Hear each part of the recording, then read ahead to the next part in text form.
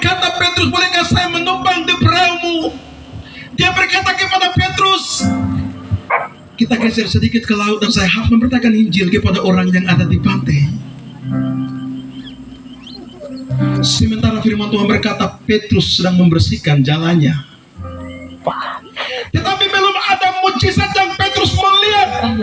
Tetapi ketika Yesus memberitakan Injilnya kepada banyak orang di pantai Genesaret, dia berkata, bertolaklah ke seberang dan tebarkan jala.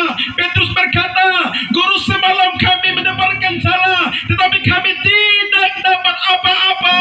Petrus merasa ragu. Kalau tidak ada tindakan untuk tebarkan jala, tidak ada mujizat Tuhan. Amin.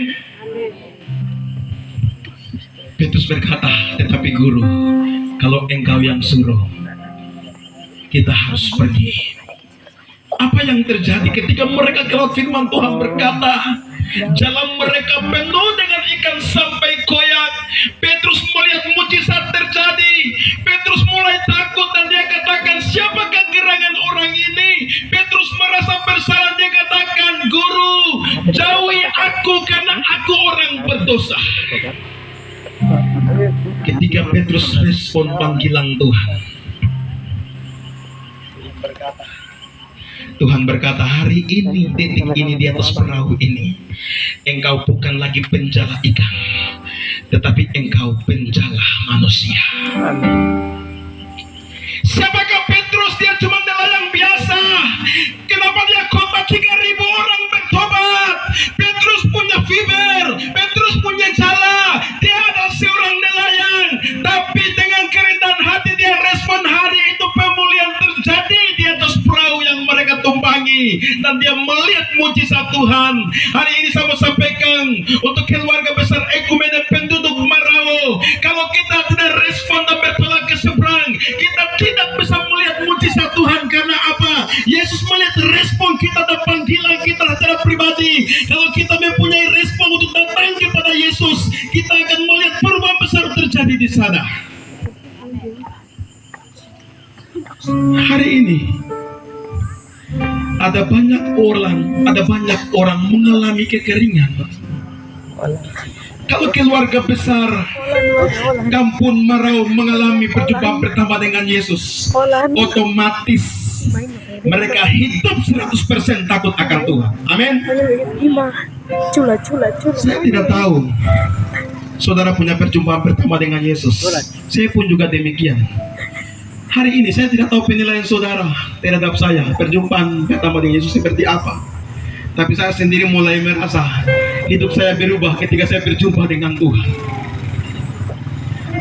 Kampung ini, beberapa tahun yang lalu saya punya cerita di kampung ini.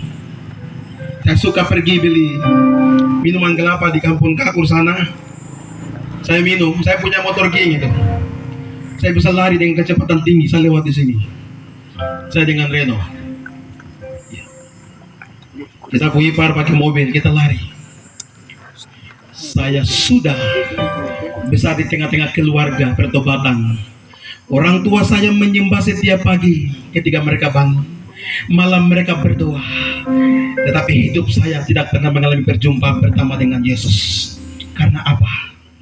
Saya tidak pernah merasakan hadirat Tuhan karena saya jauh dari hadapannya. Hari ini kalau orang mempunyai perjumpaan pertama dengan Yesus, 100% hidupnya berubah. Karena ketika Petrus berjumpa dengan Yesus di atas perahu, dia mulai berkata, Tuhan, saya percaya Engkau adalah Guru, dan inilah saya orang yang berdosa. Tuhan berkata, hari ini di atas tempat ini, Engkau bukan lagi penjala ikan, tetapi Engkau penjala manusia. Kalau penduduk Marau mengalami perjumpaan pertama dengan Yesus, otomatis hidup mereka 100% berubah. Tidak bisa menceritakan kekurangan orang, tidak menyimpan akar pahit, tidak membenci satu sama yang lain, tetapi bergandengan tangan dan melihat mujizat Tuhan. Ketika kita bertindak, kita mengalami Yesus dalam hidup kita, 100% hidup kita mengalami pemulihan. Amin. Amin. Amin. Sapu mama bilang begini, aku bikin malu Tuhan karena Bapak dengan Mama Pantekosta kita hidup dalam penyembahan. Hari ini Abri kok mabuk. Sampai kau berangkat ke Manado, kau sekolah SMA, kau masih mabuk. Saya punya tangan ini jadi contoh kesaksian yang besar ketika saya melayani Tuhan. Saya sudah keliling di wilayah Papua Nugini, saya tinggal 2 tahun di sana. Saya keluar kembali ke Manado, sampai ke Jawa sana saya kembali. Saya bayar harga. Karena saya waktu belum punya perjumpaan pertama dengan Yesus, saya buat jauh di luar yang berbeda. Tapi ketika saya punya perjumpaan pertama dengan Yesus, hidup saya hari ini saya mulai rasa berubah dan tampil beda di sekian banyak anak-anak yang saya jumpai. Saudara yang terkasih, kalau hidup kita 100% mengalami perubahan seperti Petrus, saya sendiri heran. Kok ini nelayan, kenapa dia khotbah 3.000 orang bertobat? Dengan bayangannya saja orang lumpuh di depan gerbang itu menjadi jalan. Siapa latar belakang Petrus? Sebenarnya dia cuma nelayan. Dia cuma nelayan, cuma orang yang sering kali mencari ikan di laut. Tapi kita lihat di ayat-ayat sebelumnya, firman Tuhan berkata di ayat yang ke-8, ketika Simon Petrus melihat hal itu, ia pun tersungkur di depan Yesus dan berkata, Tuhan,